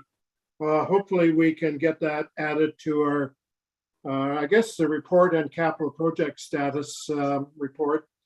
Don't need an answer now, but I think, and the other thing is just further to Councillor Watt, who looks like he's hanged up the saw for the year. You got all your wood cut now, Tom? Usually in the past, we've received, I think it was quarterly, a summary of complaints received. And I think it was something that was mandated by the province. And we haven't seen it in quite some time.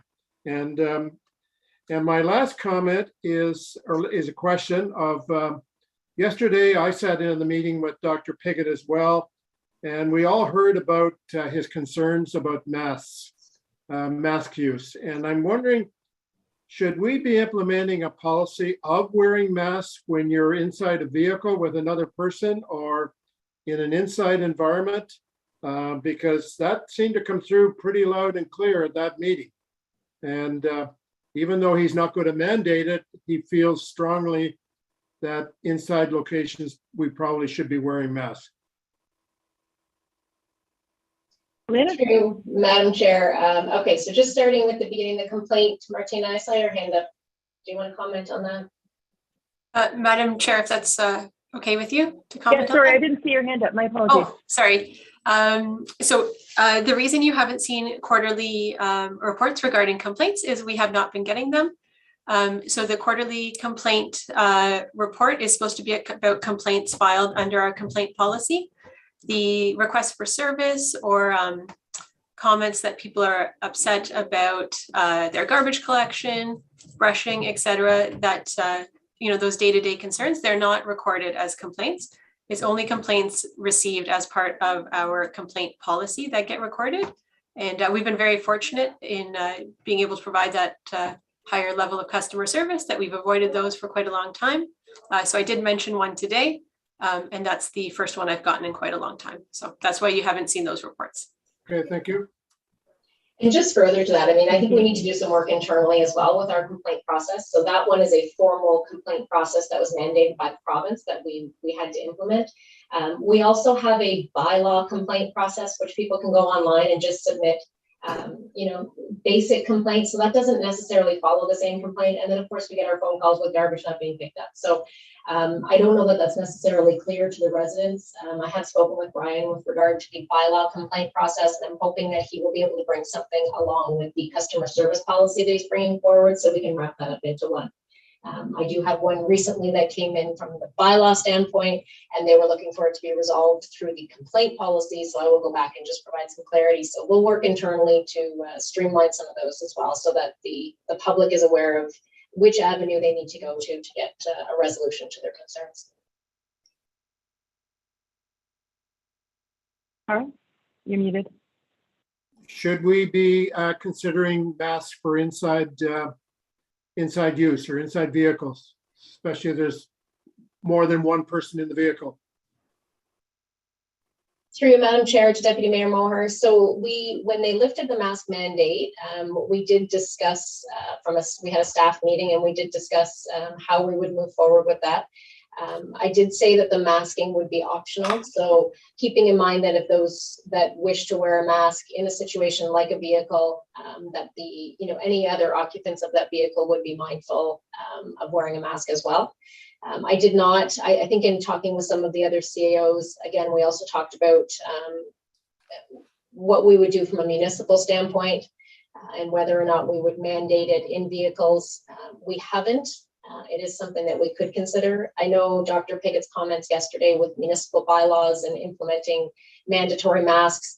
The general feeling of that is that it's something that is sort of being asked for the municipalities to take the burden. But again, when we look at something like a bylaw, there's always the enforcement issue. So it's difficult for us to do that, to create a bylaw to mandate masks in the municipality and then do the follow-up. So we'll keep watching as things evolve, and we see the numbers and that sort of thing. And if I can see the vehicle aspect of things, it may be something that we want to implement just within our own township staff if they're in a vehicle that they are wearing masks. But I'll have that consultation too with Mike and Jake, and I guess Chuck with the fire department, just to see what makes the most sense. Thank you. Thank you. No other questions from the committee.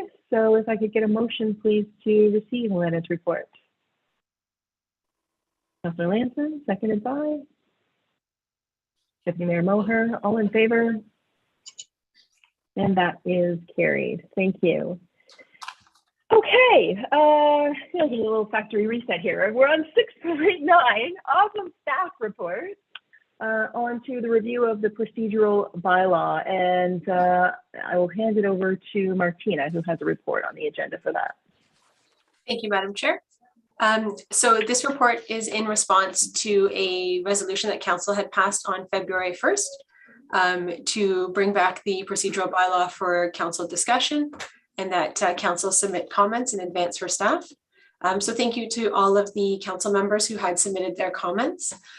I had compiled them in a chart attached to this report. Some of them I did amend or condense or edit just for clarity, or maybe multiple people submitted the same comment. So instead of having it addressed 3 different times, I thought I would just address it once for clarity.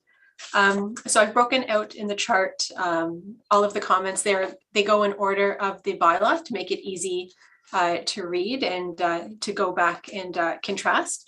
So I put your comments in one column, the section of the bylaw in another that they relate to, and then staff's comments in the third column.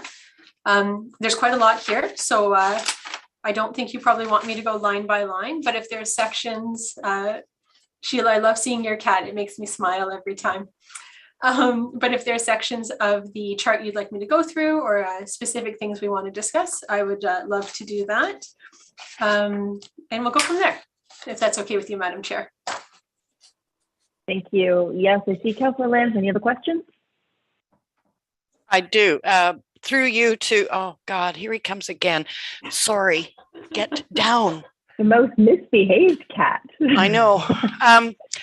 That is an excellent, excellent report and an excellent way to do it. And I really appreciate it. It was easy to read and easy to understand. And I think personally, you've covered everything that I had made comments about. And I only had one little question, and it was to do with the difference in shall and may. And but it's, I'll let other people comment because my question is not that important. But an excellent report. It is certainly Thank important. You have the floor. No. It relates to an item in part 2, if you wanted to know. It's regarding the live streaming of meetings. And it mentions that we may live stream meetings. Is that something that we should be, like, shall do? I guess that's my only question. And it really is neither here nor there. Thank you. Martina? Through you, Madam Chair, to Councillor Landsman. Our goal is to live stream all of our meetings, but if we had a meeting that was in a location that didn't provide us the access to the internet, or it would be challenging to set up live streaming equipment, we may not be able to do that. So I'm thinking if we did a roads tour, I wouldn't be able to live stream the roads tour per se. Or if we had a meeting maybe off-site at a park to view items there, or in another facility, the roads garage, perhaps something like that. Yep. Those locations would just be very challenging with the technology that I currently have to live stream. But as we progress with our IT policies and the technology that the township has, maybe that's something that we can do. So that's why I use the word may, but the goal is that all meetings that can be live streamed will be live streamed. Thank you. That's excellent. And I clarification. Appreciate it. I would imagine, Martina, it could also be a situation if the meeting is moving forward and suddenly, moments before the meeting begins, there would be some technical difficulties with the internet going down or something like that as well. Could be the difference between a shall and may.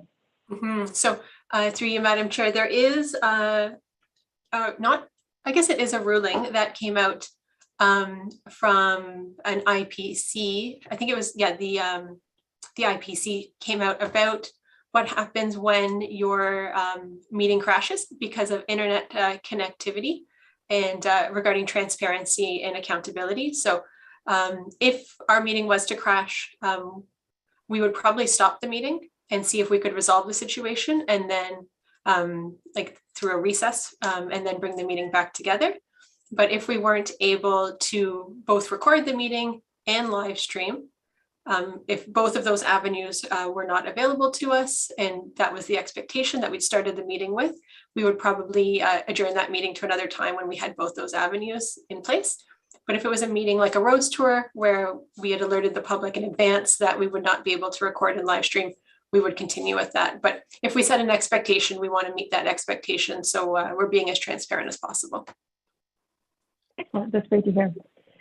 Deputy Mayor Moher, you had your hand up. Yeah, thank you. I've got a number of questions, and maybe one or two things I don't agree with. The first one is in part 1, item 2. Notice of motion shall mean a motion provided to the clerk in writing. Now, if I have a notice of motion and I agree to send it to you within the next day or so, does that meet the objective? Yeah, through you, Madam Chair.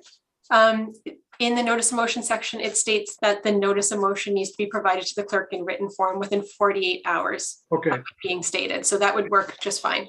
I missed that part, so I'm okay with that. Next item is part 2, item 2, adding items to the agenda, general. And it says adding items to the agenda that will read as follows: council by unanimous vote may add. I guess my question is, we've got 5 opinions on council. All you need is 1 to say, I don't agree. Why would the majority not be okay with that? Or even 3 votes or even 4 votes? to add an item to the agenda? Through you, Madam Chair, if I can. So for, I guess the first point is we should not be adding items to the agenda at a meeting. It's really against procedure. It doesn't foster transparency and accountability. So if council wanted to suspend the rules and add an item on the agenda without that, notice that we would typically provide through the agenda publishing process, it would need to be unanimous for council to do so, because it's such a, not a disregard, but such a change in the normal process. So we wanted that to be unanimous, that all of council is comfortable with that decision, because it does not follow the spirit of transparency and accountability. We've been following the accountability and transparency very, very well. And I'm sure we only add items when it's of an emergent nature. And So- I just wondered, all you need is one vote to say, no, you can't do it. And the urgent thing or emergent thing doesn't get on the agenda, and it should be. And that would cause hard feelings among the 4 members of council that want it on the agenda for discussion. I did see Elena's hand up before I make a comment, Madam Chair. Okay. Yes, go ahead, Elena. Through you, Madam Chair, if I may, to the Deputy Mayor, part of the conversation that Martina and I had as well is in the event, and it's an unlikely situation, but in the event that we had 3 members of council, we would have quorum and be able to move forward with a council meeting. You could, in that situation, have 2 members of council that add an item on the agenda and proceed and pass something that ultimately gets passed by 2 members of council. So in that situation, our quorum would be 3. I think the unanimous is just a stopgap to make sure that if something is being added at the last minute, that everybody is in agreement that that item is being added to the agenda at that time.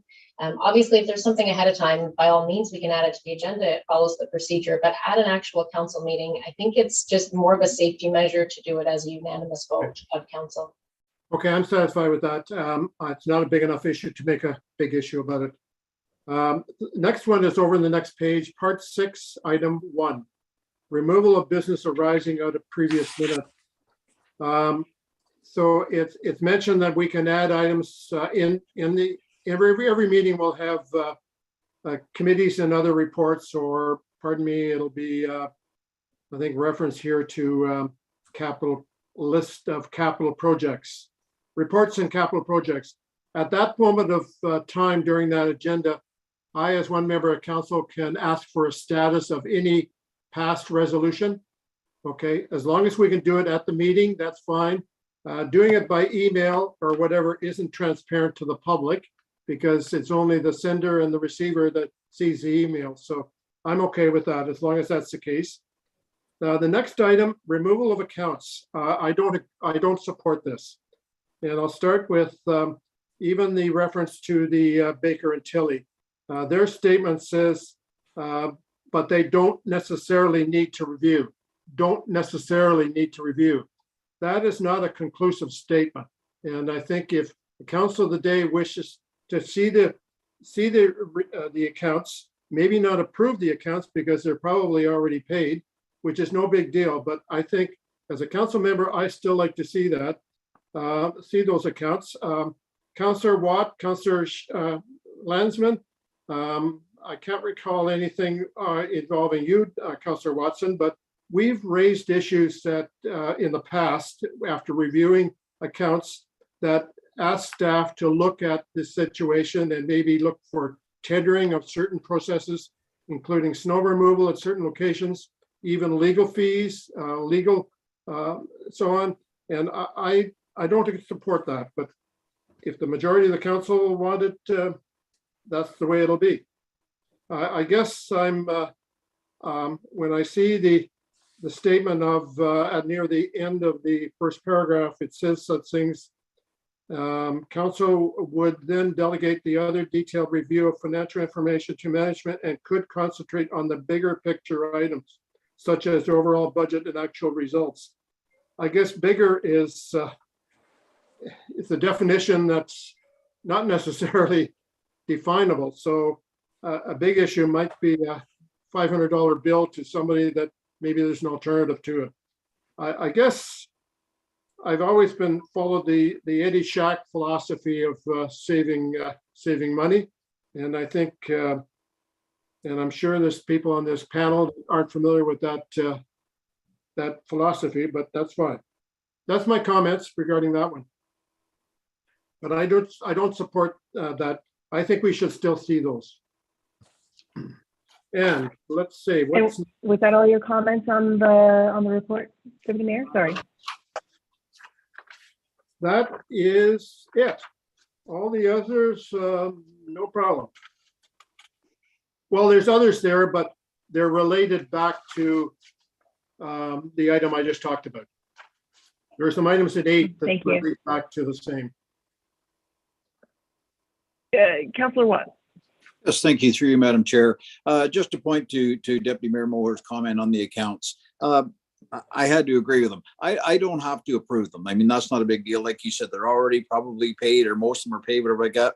It's just a matter of receiving them. And in response to your point there about how we kind of go through them and see different things, one of the comments that I did make was the propane, and you know, it's a simple one, that, but we were getting propane to our different facilities from 4 different companies, where if we amalgamated that all into one company, we may get a better deal on it because of volume. So we got, but it's just simple little things like that that could result in a lot of savings down the road. And maybe, different departments weren't aware of it, stuff like that. But it's just an easy one. Like you say, just receive them, but at least I can see them and see what's in them and what's not in them. Thank you, Councillor Watt. Just a question to the committee. Is this the only this particular item, removal of accounts, within the procedural bylaws? Is there anything else in the procedural bylaw that's in Martina's report that we want to discuss? I'm just trying to mind the time as well. Okay, so staff, do you want to speak to the accounts item at this point? Through you, Madam Chair, I'm happy to make some comments. And again, when we get to council and this comes forward for approval, if that's the wish of council to maintain the accounts, then staff will follow through with that. It's my hope that we get a little bit better at providing you with the financial statements and information coming out of our finance department. There's still lots happening there with new staff, and we're trying to streamline our processes, but I would like to think that you will have some information coming forward that gives you the budget to actuals, that gives you a more of a comfort as to what is happening. I can assure you that when it comes to your CAO, your clerk, and your treasurer, you have 3 very frugal people that are dealing with this, and we talk about that a lot, and some of the things that come across our desk, and we're constantly looking for a deal. So I think, historically you've been provided with the accounts. I do have some concerns about some of the information that's provided in accounts, especially if it's to individual people and having that information on a council agenda. I did speak with our auditors about this again yesterday, and their feeling was it really is the detail that council doesn't need to have, and it should be more of a high level. And I think there's lots of things that have come to council historically that maybe are the detail is not necessary, and we're trying to move away from that. But I do understand the concern with having seen them in the past and your comfort level. So if that's the wish of council when we get there to keep them on there, we will bring them. It is not the recommendation of staff. And again, we will try to bring you additional information that gives you an idea of where we're at regularly with our budget and our financials. And in addition to that, I think revisiting our procurement bylaw and our RFP and our RFQ templates is something that actually Paul and I chatted about today.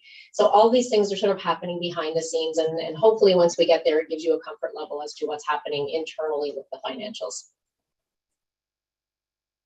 Thank you, Alana. I saw Councillor Lanson's hand up first. Go ahead. Yes, thank you. Through you to Alana or Martina or whoever. I'm not sure that Carl or Tom mean that we want to know every single person who got paid something. I think we're talking more about, for instance, propane or more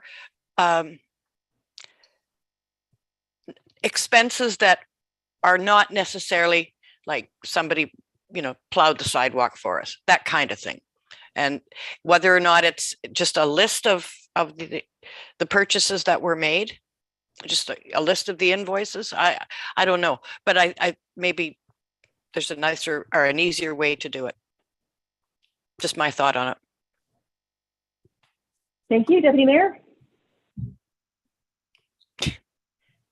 I have a motion, Madam Nope, Chair. there we go. Sure. Ready? Okay, I would move that we recommend, at this time, we recommend to council that the revisions be implemented except for the accounts review. And if somebody would second that. Somebody prepared to second that motion? Councilor Lansman? Deputy Mayor Moher? Yes, just in support of the motion. I hear the CIO on, maybe we'll change in time once we get more financial numbers. But at this time, I'd like to be able to see those at this time. Everything else is fine. Proceed, get the bylaw updated, and we can go from there. Does anybody else want to speak to the motion? Nope, Martina? Sorry, Madam Chair. Just a question of clarity to Deputy Mayor Moher, if I may. Deputy Mayor, is your motion that all of the changes that are listed in my chart be implemented plus the inclusion of the accounts, or just we'll discuss the accounts at council? That the accounts be not continue to be routed to council on a monthly basis. If it's perhaps my suggestion would be that your motion just be changed to say that the accounts be included in the procedural bylaw, because right now they're not spoken to at all. Sure. Okay. So, thank you. if that's council's or the committee's wish to council. Councilor Lansman? Sorry, I'd like to hear the motion back because that wasn't what I believe I seconded. So the first motion or what we just amended? The first motion. Through you, Madam Chair, that it be recommended to council that revisions be implemented except for accounts review was the Right. first motion. Okay, and the revised one is? That it be recommended to council that the revisions in the chart be implemented, including that accounts, I'll have to clean this up. Basically saying that the accounts be added back in to the bylaw would be the second amended motion that we were just speaking about that has not been voted on yet. Or that hasn't been, we haven't finished the conversation. Okay, so just a moment, Deputy Mayor Murray, two hands is up, but just from a procedural perspective, we have a motion on the floor. The clerk has suggested an amendment, a friendly amendment to that motion. Deputy Mayor, Councillor Lansman, do you accept that amendment, friendly amendment to the motion? Yes, I'll accept that. I think it's worthy of discussion further and we could get bogged down in it today. Okay, thank you. Deputy Mayor? Just in support of that motion, the key words of the first part of that motion were at this time.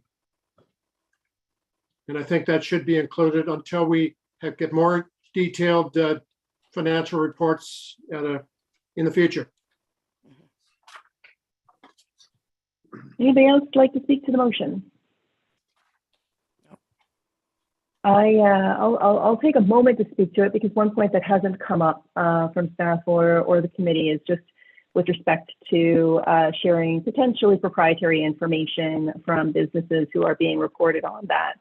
They are public records, they're public documents, and when somebody submits an invoice for a couple $100 to do a job, I don't think they necessarily realize that it's going to show up on that account. And it's competitive data for other businesses.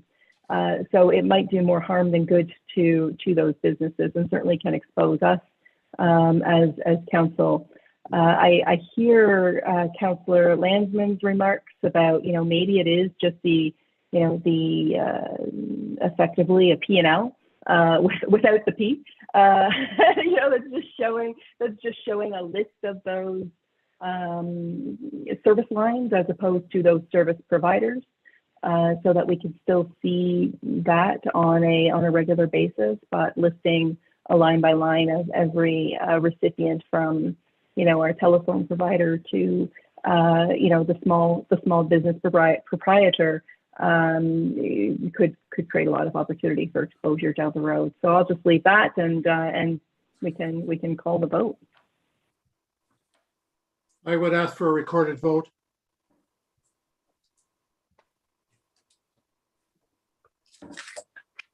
Madam Clerk? Just one moment as I get myself ready for that recorded vote, please. And this is on the revised motion. Yes. That is correct. Dummer Ward Councillor, how do you vote? In favor. Councillor, actually, we'll do, Madam Chair, we'll do you at the end because you're currently sitting as chair. So Councillor at large, how do you vote? In favor.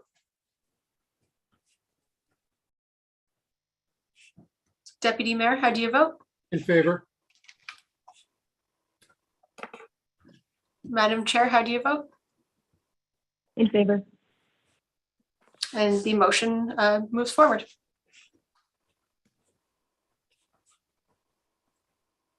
Okay, so that brings us on then to item number 7. Any new business to be requested for our next committee of the whole meeting? Anything from the committee on that? Deputy Mayor? Just a quick one. I wonder if we're going to reconvene the service review meetings on a monthly basis.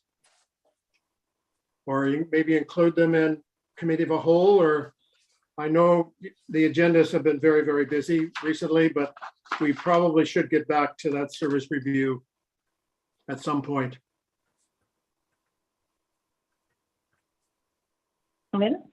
Through you, Madam Chair, just a question for Martina. Do we have a schedule for when that would historically have come up? So we actually, through you, Madam Chair, those meetings have to have a new date scheduled because historically they would have been the same time as committee of the whole. And so we do need to find a new time. I don't believe the terms of reference say they need to be held monthly, but I can look that up right now and then get back to the committee if you can just pause for one moment while I look that up. Or perhaps we can just have that discussion via email with some possible dates, but definitely we can get back to it. I think they're valuable to go through the recommendations and to let have the committee discuss what we should be looking at and working towards. So we can do that. I don't need an answer now. Okay. Great, thank you. We have no items for closed. So moving on, our next meeting of Committee of the Whole is tentatively June 14th. I think there's going to be some more information brought to us as we lead up to that. We also have council meeting on the 19th of April. So with that, I will ask for a motion to adjourn. Nobody wants to leave? Councillor Landsman, Councillor Watts. All in favor? And that motion is carried. Thank you, everyone, for your time. Thank you, staff, for your detailed reports. Have a great rest of your week. Have a good day. Thank you.